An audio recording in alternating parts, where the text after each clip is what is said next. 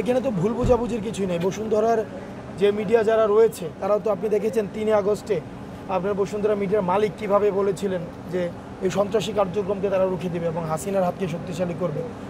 তারাই তো হচ্ছে গোলটেবিল কনফারেন্সের মধ্য দিয়ে আপনি তো বিভিন্ন মিডিয়ার এই শুধুমাত্র বসুন্ধরা না, বসুন্ধরা ছাড়া আরও অনেকগুলো গ্রুপ রয়েছে, অলিগার্ক শ্রেণী রয়েছে, তারাই হচ্ছে মূলত বাংলাদেশের রাজনীতিটাকে নিয়ন্ত্রণ করে।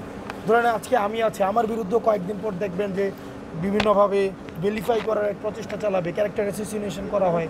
আপনি দেখবেন খুবই একটা স্ট্র্যাটেজিটা খুবই মানে প্যাটার্নটা সেম, বসুন্ধরা মিডিয়ার একটা প্যাটার্ন খুবই সেমভাবেই হচ্ছে একটা আরেকটা 1/11 ঘটানোর একটা হচ্ছে প্রেক্ষাপট তৈরি করছে, যে প্রেক্ষাপটের মধ্য দিয়ে তারা দেখবেন এই অভ্যুত্থানকে কীভাবে হচ্ছে প্রশ্নবিদ্ধ করা যায়, তারা হচ্ছে কীভাবে অভ্যুত্থানের নেতৃত্বকে প্রশ্নবিদ্ধ করা যায়।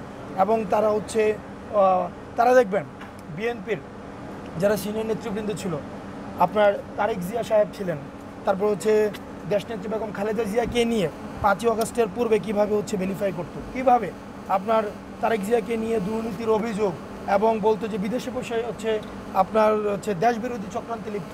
আবার ওই মিডিয়াটা 5ই আগস্টের পরেই কিন্তু আবার তারেক জিয়াকে মহান বানানোর ভূমিকা নিয়েছে। অর্থাৎ এই মিডিয়াটা, বিশেষ করে এই বসুন্ধরার এই মিডিয়াটা, এটার হাত থেকে যদি আপনি এটাকে মাফিয়াতন্ত্র তৈরি করেছে, একদম স্ট্রেইট ফরওয়ার্ড ফ্র্যাঙ্কলি স্পিকিং, এটা একটা মাফিয়াতন্ত্র তৈরি করেছে।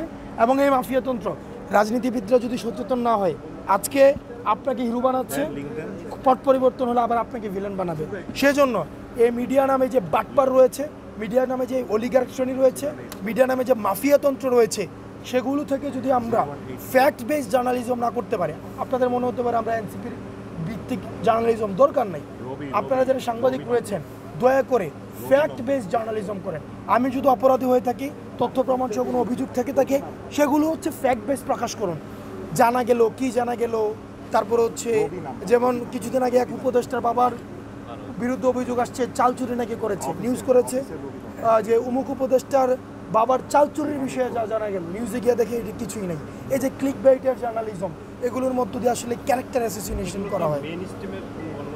অবশ্যই বসুন্ধরার গণমাধ্যমগুলো যারা অভ্যুত্থানের পূর্বে আপনি দেখবেন এই গণতান্ত্রিক পট পরিবর্তনকে প্রশ্নবিদ্ধ করেছে, নির্বাচনের বৈধতা দিয়েছে, হাসিনাকে বৈধতা দিয়েছে।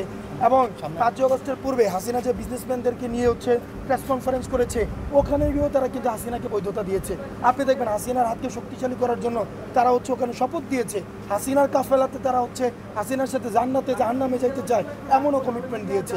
এখন তাদেরকে দিয়ে আবার আপনি গণতন্ত্র হচ্ছে পুনঃপ্রতিষ্ঠা করতে চান, এই বিষয়গুলোকে আমরা সন্দেহের চোখে দেখি।